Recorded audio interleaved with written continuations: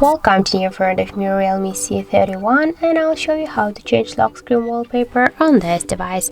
So now I'll show you the currently wallpaper here, and now just to change it we should go into the settings application here, and after that click to the display section. Now just scroll a little bit down here and click to the wallpaper section. After that we can select our new wallpaper from our live wallpapers from the photos on our device previously taken or downloaded from the internet, or for example from wallpapers, just default ones here.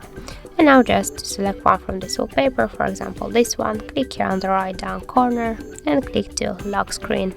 Wait a second, here we'll see the message that this wallpaper applied successfully on our device lock screen, and now as you can see we just changed it successfully. And also we got the second way how we can do that. You just should hold for a while the screen of your device, and here you will see the wallpaper section, and by the same way now we can select one from these wallpapers, and after that by the same way click here to OK in the right down corner and tap to the lock screen.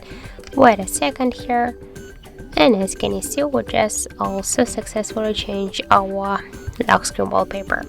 So that's it. Thank you for watching, and if you find this video helpful, don't forget to leave a like, comment and to subscribe our channel.